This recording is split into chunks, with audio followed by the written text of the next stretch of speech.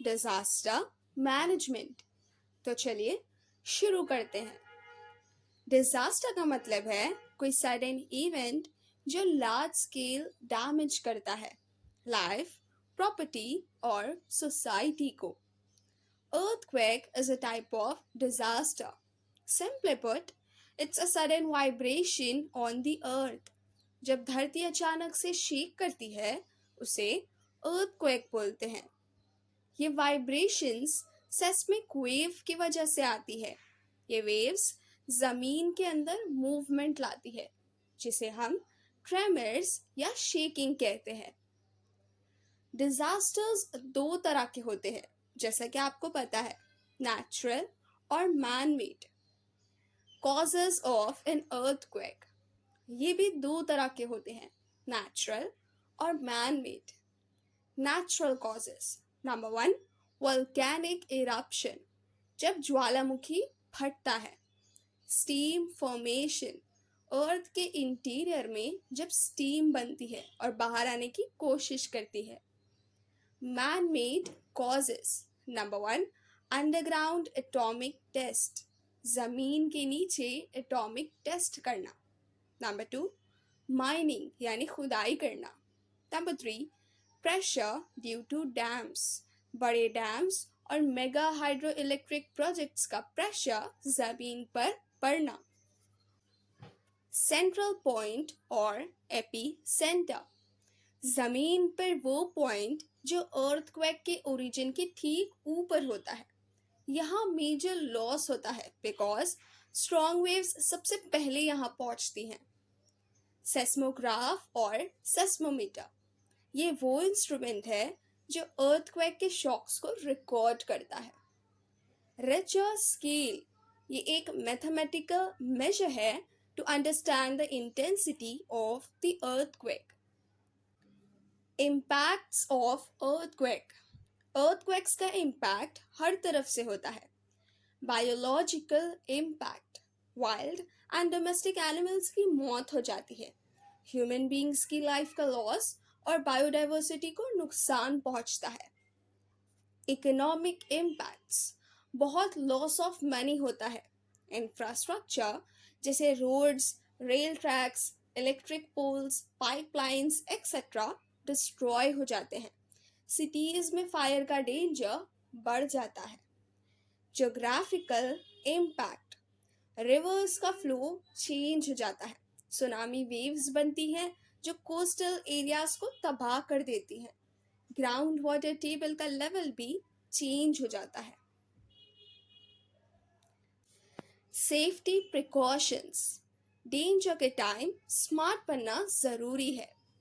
Dos यानी earthquake के time पर क्या करें। If you are at home, अगर आप घर पर हैं, डरना नहीं है और इधर उधर भागना नहीं है। एक जगह शांति से खड़े रहो या किसी मजबूत टेबल या फर्नीचर के नीचे बैठ जाओ। अपने सर को दोनों हाथों से कवर करो। मूवमेंट पूरी तरह से रुकने का वेट करो। अगर आप घर के बाहर हो, if you are outside the home, अगर व्हीकल में हो तो उसे सेफ जगह पार्क करो और अंदर ही रहो।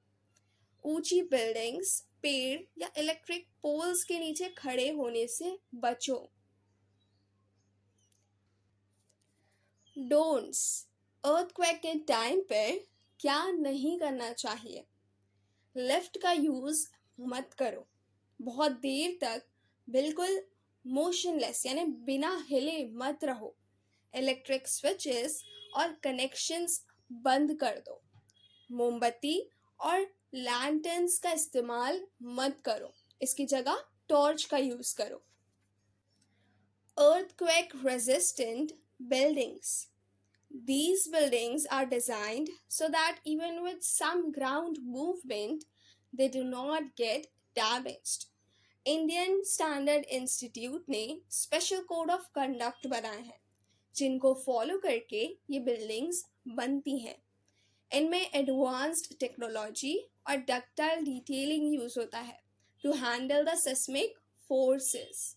एंड हाँ, modern equipment like laser ranging, Geiger counter, etc. are used to give prior intimation about earthquakes.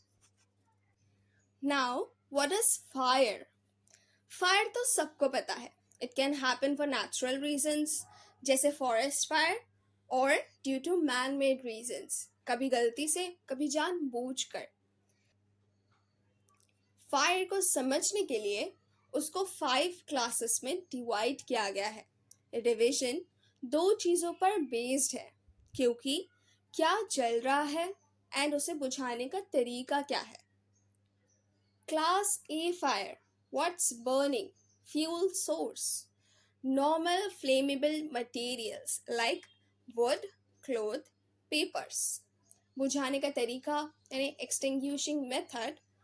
Water से कूलिंग आउट, पानी सबसे अच्छा काम करता है यहाँ. Class B fire, flammable liquids like petrol, cooking oil, paints.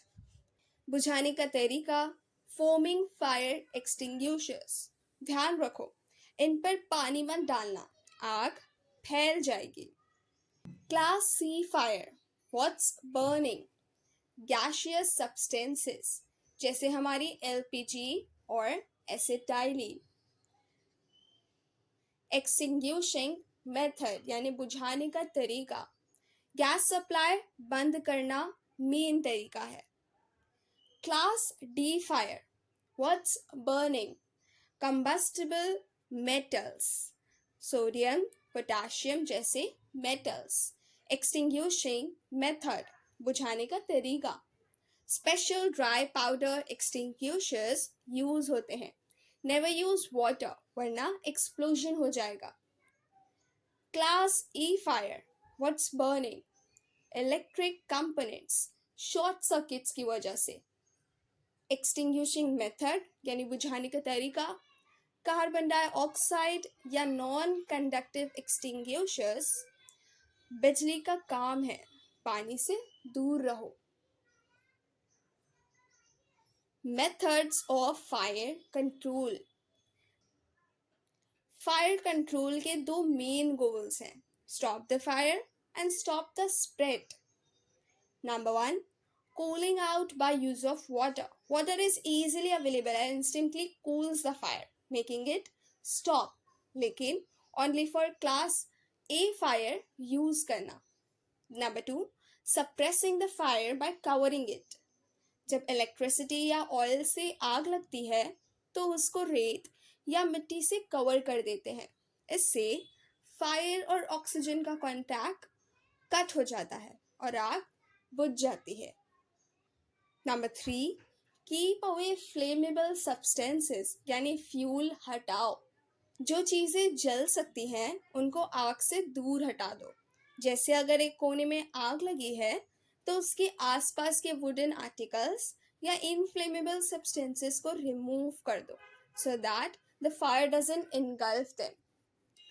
Safety and precautions. Safety measures बहुत ज़रूरी हैं. ये चीज़ें हमेशा याद रखना. नंबर 1, मेन स्विच बंद करो. जब कुकिंग गैस सिलेंडर यूज़ में न हो उसका रेगुलेटर ऑफ कर दो. सारे इलेक्ट्रिकल अप्लायंसेस को भी ऑफ रखो जब यूज़ में ना हो. Number 2, call 101. अगर फायर लग जाए तो इमिडिएटली सबको कॉल करके हेल्प मांगो और फायर ब्रिगेड का फ़ोन नंबर 101 पर कॉल करो. Number 3, first aid. आग से जले हुए विक्टिम को फर्स्ट एड दो और तुरंत मेडिकल हेल्प के लिए जाओ. Number 4, know your equipment. तुम्हें पता होना चाहिए कि फायर एक्सटिंग्विशिंग अपैरेटस कैसे काम करता है. Be aware, be safe. आग से हमेशा सावधानी रखनी चाहिए. What is a landslide? Landslide का सिंपल मतलब है a collapse of a mass of earth or rock from a mountain or cliff due to some sudden cause. अगर पहाड़ का एक बहुत बड़ा हिस्सा या चट्टान अचानक से नीचे गिर जाए या स्लाइड हो जाए तो वो लैंडस्लाइड कहलाता है. ये होता क्यों है? नेचुरल क्रैक्स, हार्ड रॉक्स में पहले से ही नेचुरल क्रैक्स एंड फिशर्स होती हैं। हैवी रेन्स, जब हैवी रेन्स होती हैं तो ये पानी इन क्रैक्स के अंदर चला जाता है। क्रैक्स वाइडन, फ्लोइंग वाटर से ये क्रैक्स और वाइडन हो जाते हैं और इससे वेदरिंग प्रोसेस शुरू हो जाती है। स्लाइडिंग, जब रॉक्स हैवी हो जाते हैं और ज़मीन स्लोपी हो जाती है तो ये हैवी रॉक्स स्लाइड करके नीचे की तरफ कोलैप्स हो जाते हैं। बस हो गया landslide. Causes of landslide: major natural disasters, earthquake, tsunami, heavy rains, storms and floods, ये सब लैंडस्लाइड करवा सकते हैं। जोर का झटका लगेगा तो जमीन तो हिलेगी ही ना। अनलिमिटेड कटिंग ऑफ ट्रीज, जब हम अनलिमिटेड ट्रीज काटते हैं तो सॉइल इरोजन होता है। ट्रीज की रूट्स मिट्टी को पकड़ के रखती है। जब ट्रीज नहीं होंगे तो मिट्टी वीक हो जाती है और स्लाइड कर जाती है। रोड बिल्डिंग इन माउंटेन्स, जब हम पहाड़ों में रोड्स बनाने के लिए डिगिंग करते हैं तो माउंटेन वीक हो जाते हैं। थोड़ा सा भी प्रेशर पड़ा तो लैंडस्लाइड हो जाता है। इफेक्ट्स ऑफ लैंडस्लाइड: रिवर्स का हाल, रिवर्स गेट फ्लडेड और reverse change their path. Waterfalls displaced, waterfalls भी अपनी ओरिजिनल पोजीशन छोड़कर डिस्प्लेस हो जाते हैं। आर्टिफिशियल रिजर्वॉयर्स, जो आर्टिफिशियल रिजर्वॉयर्स यानी इंसान द्वारा बनाए गए तालाब या भंडार होते हैं वो फॉर्म हो जाते हैं, यानी डेब्रिस से पानी रुक जाता है। लाइफ एंड प्रॉपर्टी लॉस, जान माल का नुकसान, जो कंस्ट्रक्शंस स्लोप पर किए जाते हैं वो कोलैप्स हो जाते हैं। विलेजेस और लाइफ एंड प्रॉपर्टी का लार्ज स्केल लॉस होता है as they get buried under the debris, यानी मलबे के नीचे दब जाते हैं। Plant life destroyed, trees are uprooted, यानी पेड़ उखड़ जाते हैं और प्लांट लाइफ पूरी तरह से डिस्ट्रॉय हो जाती है। Traffic jam, debris and rocks यानी मलबा और पत्थर रेल ट्रैक्स या रूट्स पर आ जाते हैं जिससे सस्पेंडेड ट्रैफिक और बड़ा जाम लग जाता है। ये सब था लैंडस्लाइड के बारे में। बहुत इम्पॉर्टेंट है कि हम ट्री कटिंग रोकें और सेफ कंस्ट्रक्शन करें। डिजास्टर रिलीफ प्लानिंग, डिजास्टर किसी भी टाइम आ सकते हैं, right? The only way to tackle them is to stay prepared. Disaster relief plan एक स्पेशल प्लान है। इसका मेन पर्पस है to monitor and manage the conditions when disaster strikes. ये एक तरह के प्रिपरेशन है for the urgent relief work that becomes necessary during any calamity. Schools, colleges and offices सबको एक डिटेल्ड प्लानिंग बनाना ज़रूरी है in case of any possible disaster. School की प्लानिंग में हम 4 मेन पॉइंट्स पर फोकस करते हैं। प्राइमरी इंफॉर्मेशन, स्कूल की बेसिक डिटेल्स क्लियर होनी चाहिए। Name and address of the school, headmaster का name, residential address and contact number, school management members के names and contact number, total number of staff, school building and ground information, total number of rooms and classrooms का count, type of roof, age of the building यानी building कितनी पुरानी है, school ground information, playground, prayer space etc. कहाँ है और main road से कितना दूर है। डेली रूटीन, डिजास्टर के टाइम पर रूटीन पता होना ज़रूरी है। टाइम यानी स्कूल कब स्टार्ट होता है और कब एंड होता है। एक्टिविटीज़, स्कूल में डेली कौन कौन सी एक्टिविटीज़ होती हैं जैसे असेंबली, लंच ब्रेक्स और स्पोर्ट्स पीरियड। पॉसिबल हैजार्ड्स, हमें पता होना चाहिए कि स्कूल में कौन कौन से डेंजर्स हो सकते हैं। डेंजर का name and type.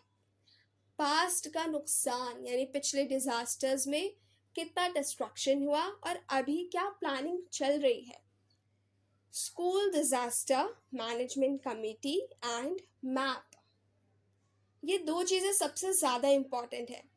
Structure of school disaster management committee, ये कमेटी सब मैनेज करती है। इसमें अलग अलग टीम्स होती हैं, जैसे फायर एक्सटिंग्यूशर टीम जो फायर सेफ्टी देखती है, अवेयरनेस एंड इंस्ट्रक्शन टीम जो स्टूडेंट्स को इंस्ट्रक्शंस देती है और ट्रेनिंग करती है, ट्रैफिक मैनेजमेंट टीम जो इवैक्यूएशन के टाइम रास्ते और ट्रैफिक देखती है, सेफ्टी एंड कम्युनिकेशन कमेटी जो कम्युनिकेशन और ओवरऑल सेफ्टी देखती है, डिजास्टर मैनेजमेंट मैप, ये एक तरह से मैप होता है जिसमें ये सब मार्क्ड होता है। स्कूल की सारी buildings, grounds and entrances, place of probable dangers यानी जहाँ खतरा ज़्यादा हो सकता है, मार्क्ड होना चाहिए। Safe places at the time of disaster, nearest road जहाँ से इवैक्यूएशन हो सके। Most important, this map must be at the entrance of the school, और सब स्टूडेंट्स को इसके बारे में डिटेल्ड नॉलेज दी जानी चाहिए। Institutes in disaster relief management, कुछ इंस्टीट्यूट्स हैं जो डिजास्टर रिलीफ में बहुत इम्पोर्टेंट वर्क करते हैं। Institute, Indian mountaineering institute, institute of geology, world geological forum, इनका फंक्शन, इनका काम है लैंडस्लाइड्स और उसके इफेक्ट्स को फोरकास्ट करना। National institute of seismology, function, ये इंस्टीट्यूट अर्थक्वेक्स और रिलेटेड डिजास्टर रिलीफ वर्क पर रिसर्च करता है। तो स्टूडेंट्स, डिजास्टर रिलीफ प्लानिंग का मतलब है हर सिचुएशन के लिए मेंटली और फिजिकली रेडी रहना। प्रिपरेशन ही हमें बड़े नुकसान से बचा सकती है।